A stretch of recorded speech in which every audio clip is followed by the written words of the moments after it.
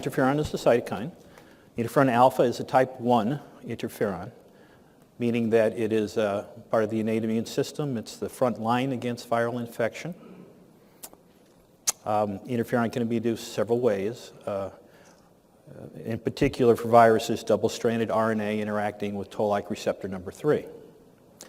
And most viruses, including PRRS, produce double-stranded RNA in their replication. So interferon interacts with a receptor on a neighboring cell and induces a potent antiviral state by triggering the production of genes, cellular genes.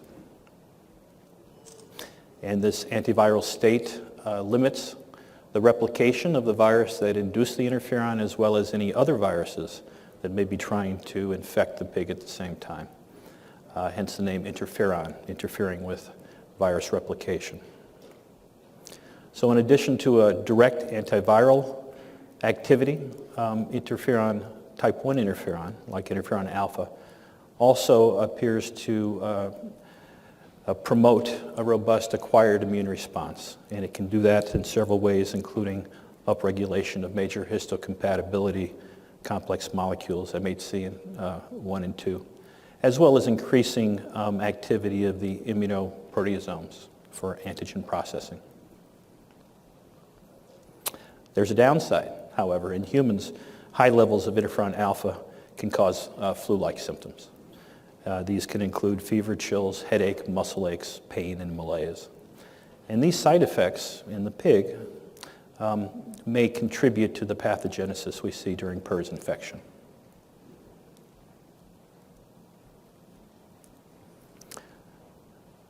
So it's been known for a long time that PRRS can induce interferon in pigs. That's been demonstrated, but the results seem to vary considerably based on the virus strain used, the cell line used, and the method used to detect interferon. Part of the problem is that we haven't had until fairly recently assays to detect very low levels of interferon in the serum, but the assays have improved. So 5 or 6 different genes, at least in PRRS, have been implicated in inhibiting interferon induction or the activity of interferon. And those activities seem to depend on the strain of virus again, and also on the cell line that you're looking at. So to better understand the complex interactions between the PRRS genes and interferon induction, we thought we'd take a step backwards and look at what happens around the time of vaccination. And again, what if we have a virulent challenge virus? What's happening to interferon-alpha in the serum of the pig?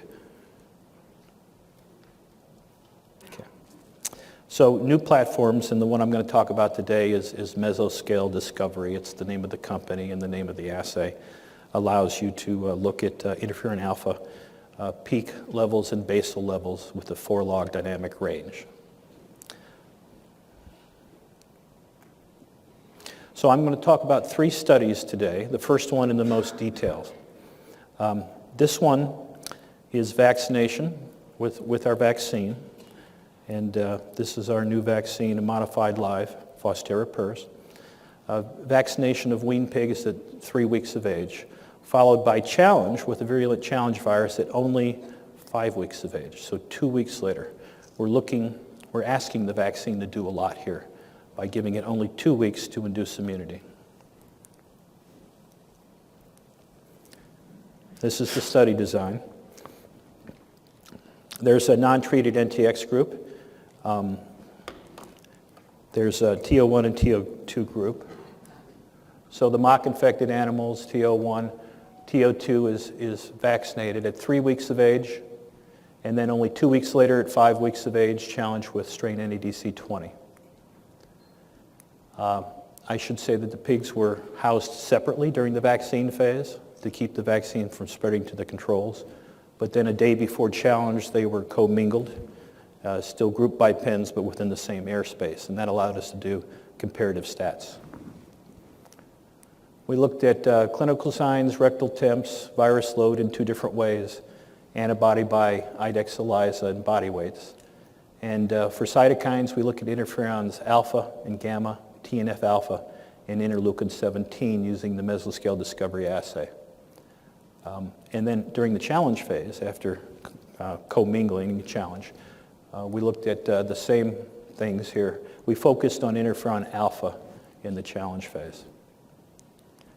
And I should point out that I'm showing two groups. There were two other groups in the study I'm not showing. They're not relevant here.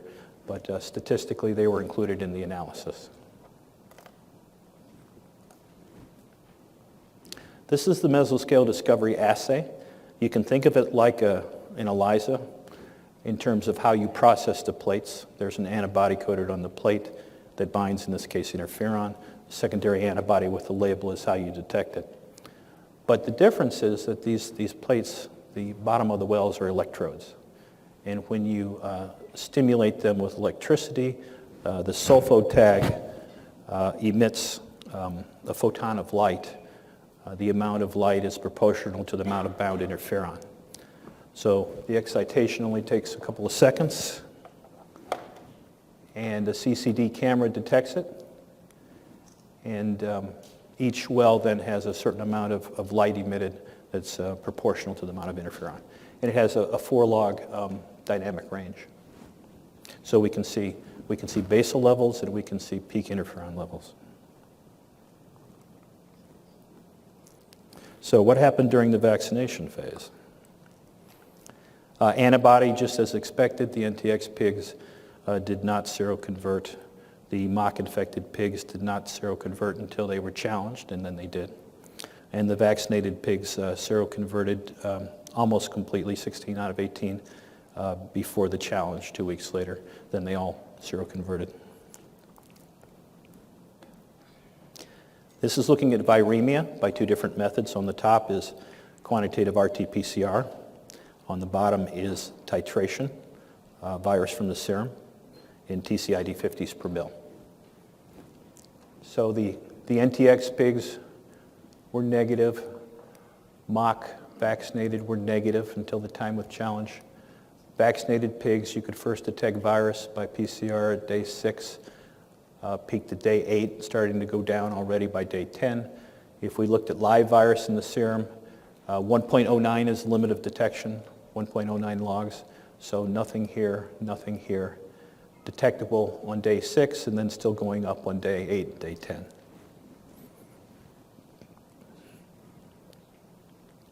So what did we observe? What else during the vaccination phase? Clinical signs, rectal temperatures, where they were unremarkable. Interferon gamma and interleukin 17 levels were uniformly low and similar between the two groups. TNF-alpha was kind of interesting. The numbers were fairly tightly clustered in all the pigs, between 16 and 47 picograms per mil, and yet they were grouped by vaccine treatment. So at 13 days post-vaccination, the levels in the vaccinates were higher, around 36 picograms per mil average, compared to the non-vaccinates, around 20 picograms per mil.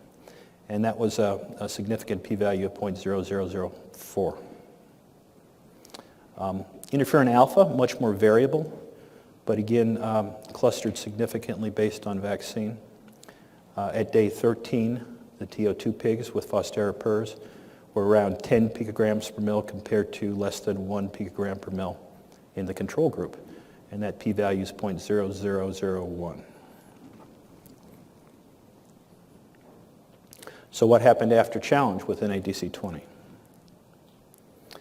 These are clinical signs, and you can see orange is the mock vaccinated pigs were hit pretty hard by NADC 20, and much fewer observation of clinical signs in the vaccinated animals. And we looked at body weights. So before the study started, the animals were all at the same weight, 6.3 kilograms. That's not an accident. The animals were blocked based on weight when they were allotted. 13 days after vaccination, they're still exactly the same, 12.1 kilograms. And then after challenge, they diverge, so that the vaccinated animals continued to grow at the same rate they had been growing at and reached 16.6 kilograms, whereas the non-vaccinated animals were hit hard by the challenge and they grew at a slower rate, and they reached 13.6 kilograms average, and there's the p-value.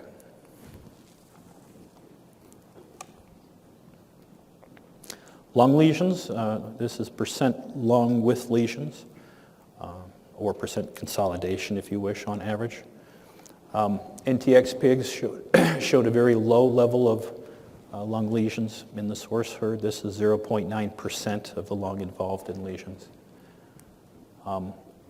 Again, the challenged animals were hit hard by NADC 20. They had an average of 46.1% of the lung was involved in lesions. Vaccine reduced this number to 17.5% lung lesions, and that's a significant reduction with a p-value of 0.0177. Now, those of you who have seen data from this vaccine are going, wait, that's still a pretty high number. Shouldn't that be much lower? And it would be if we had gone 4 weeks after vaccination, but again, only 2 weeks. So the vaccine is still trying to do its job.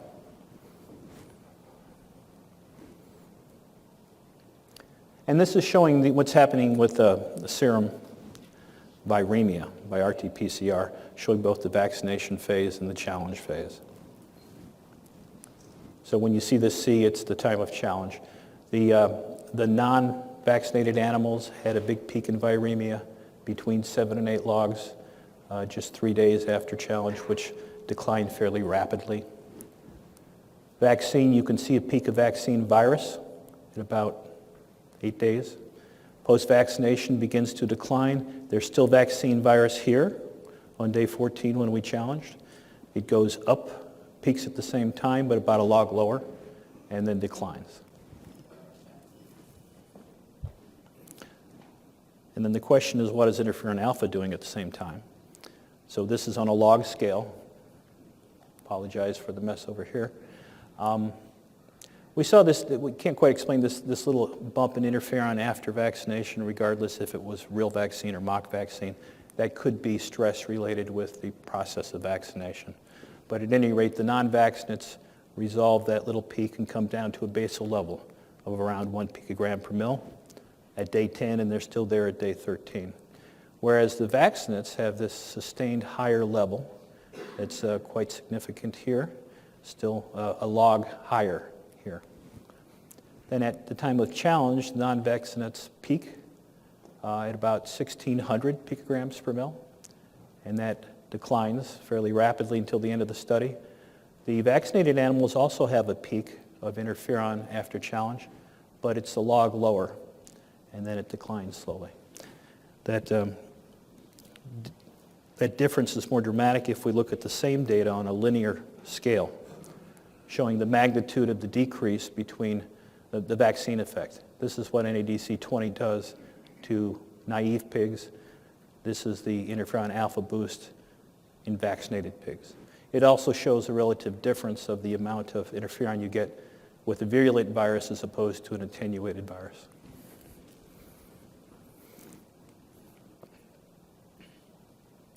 Study 2. Okay, now we're shifting gears a little bit. This is early vaccination. So these pigs were vaccinated at either 1 or 2 weeks of age. These are suckling pigs still on the sow. And this is just a vaccine study, no challenge. We had a lot of time points around vaccination. So we've got a group with 7-day vaccination with attenuated P129. This is not exactly Fostera PRRS, but it's related. And we have contact controls in that group. We have attenuated P129 at 14 days, and we have 2 contact controls in that group too. So this is kind of a busy graph, busy slide, 4 graphs. What we have on the left is interferon-alpha concentrations in picograms per mil. On the right we have serum viremia, TCID 50s. This is the 7-day results up here, and this is the 14-day results down here. So if we start here, the NTX pigs had a low basal level of less than 1 picogram per mil. The vaccinates at 7 days of age came up rapidly, interferon-alpha here, to about 200, from about 1 to about 200 picograms per mil. and sustained that and gradually declined. The two contact controls, both of them, you look at this and apparently they became infected. You have an interferon boost, similar levels. And if you look at viremia at the same time, it makes sense because you see here's the contact controls becoming viremic between day 3 and day 5. Okay. And the results here you can see are pretty similar, except in this case, at day 14 vaccination, neither of the contact controls became viremic. Except, if you look here at the viremia, the very last day, one of the two pigs had one well in the titration that was positive. So I think one of the contact controls was just starting to become positive here.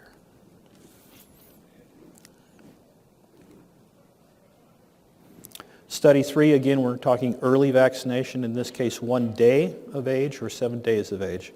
And this study includes a challenge. It's NADC 20 at the usual 7-week time. So mock vaccinate TO1 goes with TO3. This is 1 day of age. And TO2 goes with TO4 at 7 days of age. And again, the challenge is NADC 20 again. The graphs are arranged the same way here.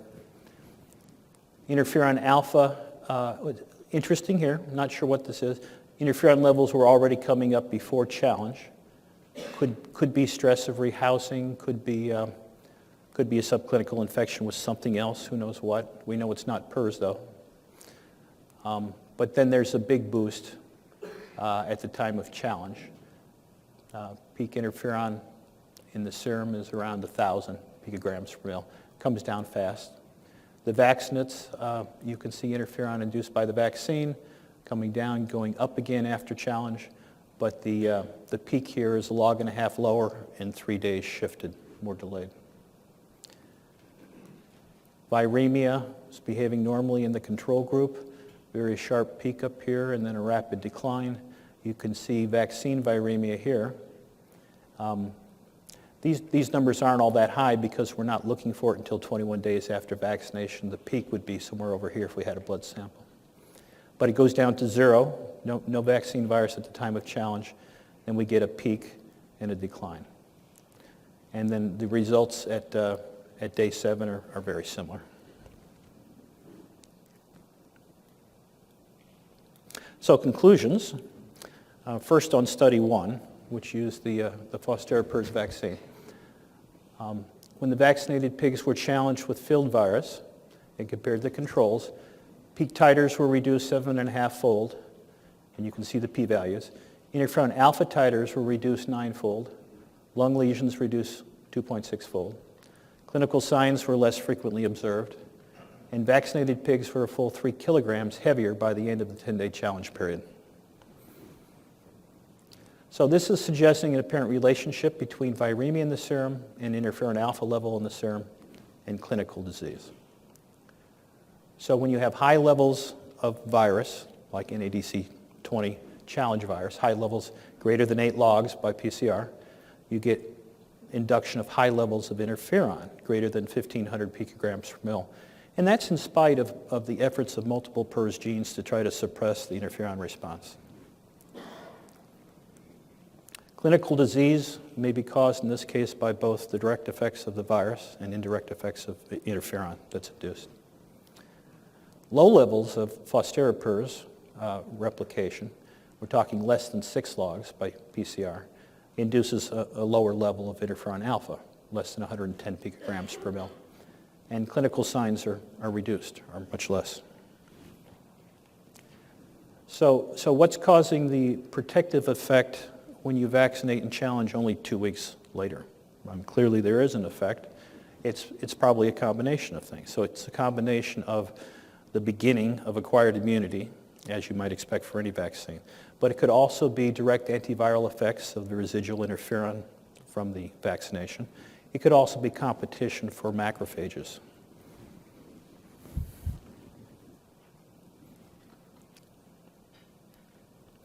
So the mesoscale discovery assay was very useful for us to detect the low basal level of interferon and the relatively modest boost one gets after vaccination in interferon levels. and it has a nice 4-log dynamic range. So the infection of naive pigs with NADC20 with a virulent virus causes a rapid spike in serum interferon, greater than 1,000 picograms per mil, by about 3 days post-challenge. And we saw that in both Study 1 and Study 3. And the interferon levels rapidly declined to less than 1% of peak values by 7 days later at necropsy. And there seems to be a relationship such that interferon dynamics mimics virus replication, peaking rapidly 3 days post-challenge, then rapidly declining again. And the high level of interferon and viremia is correlated with the appearance of clinical disease, including depression, respiratory signs, lung lesions, and a reduction in weight gain. In contrast, an attenuated virus like Fostera PRRS or the attenuated P129 vaccine resulted in a more moderate and sustained elevation in Interferon-Alpha levels, so around 30 to 200 picograms per mil, and we saw that in Study 1 and Study 2. And again, the vaccine replication seems to mirror interferon dynamics. So you get a peak 5 to 8 days after vaccination in both. And these lower levels of replication and lower levels of interferon-alpha did not correlate with clinical signs and did not cause a reduction in weight gain. So one of the conclusions is that vaccination of suckling pigs as early as 1 day of age can result in vaccine replication and the induction of a moderate amount of interferon-alpha.